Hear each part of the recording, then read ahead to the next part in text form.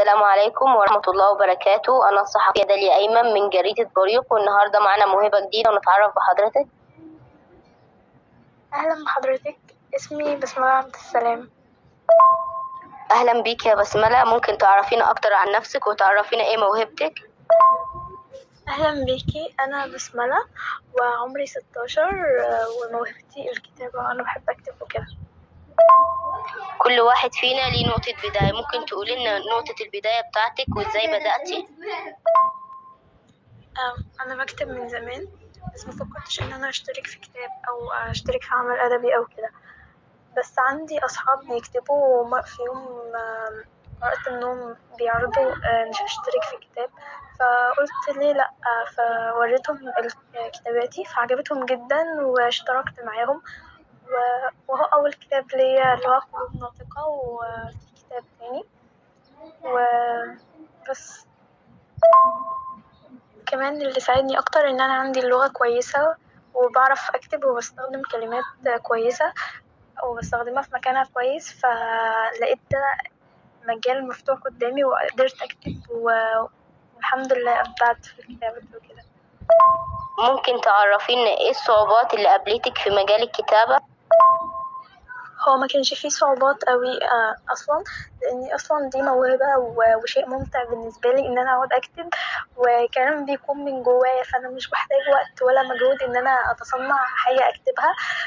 وده بيكون أجمل جدا طبعا، إن أنا أكتب حاجة جوايا فبلاقيها أحسن.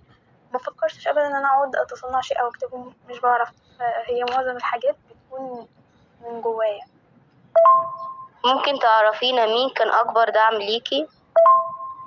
أكتر حد شجعني هما أصحابي واتنين من أعز الناس جدا جدا جدا على قلبي، وأصحاب عمري، وأنا أشخاص قريبة مني جدا وبحبهم جدا، وكانوا دايما بيعجبهم كتاباتي وكانوا بيشوفوها شيء مميز جدا، وأنا عمري ما أنسالهم إنهم كانوا بيدعموني نفسيا جدا وبيدوني طاقة إيجابية إنهم معايا.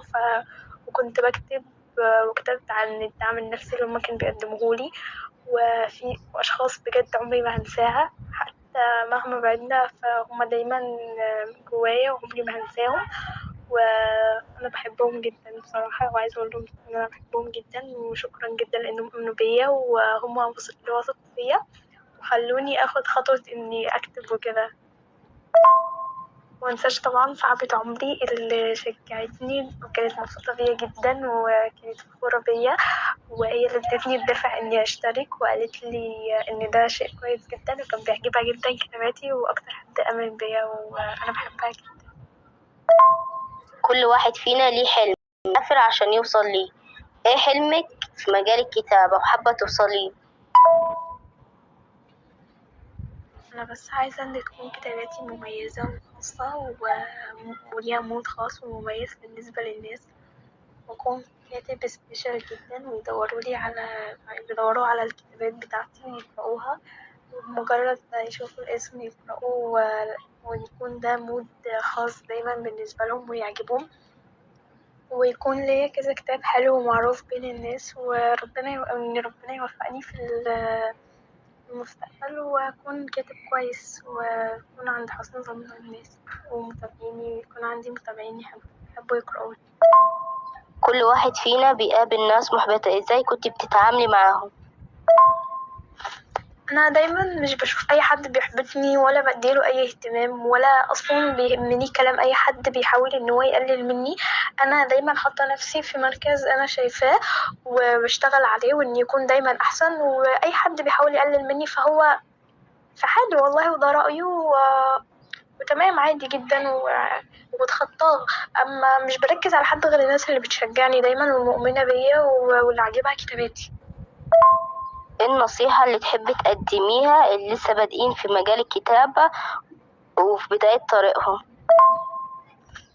أنا بس عايزة أقول لهم إن هما ميدوش أي اهتمام لأي حد بيحبطهم، لو في مثلا رأي بيقول لهم إن هما يطوروا من نفسهم أو يكونوا أحسن فده مش إحباط، ده حد بيحاول يحسن منك.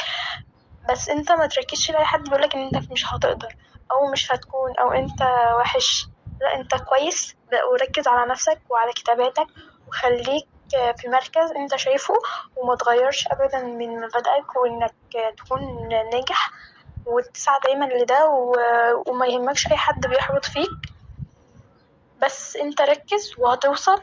واي حد دايما مفتكر دايما ان اي حد وصل مكان عالي قوي هو دايما بدأ بحاجات صعبة، وبداية الطريق اللي بيكون صعب جدا بيوصل لمكان مميز جدا وبيكون شخص ناجح جدا. تمام يا بسملة، اتشرفت جدا بالحوار معاكي. كانت معكم الإعلامية داليا أيمن من جريدة بريق.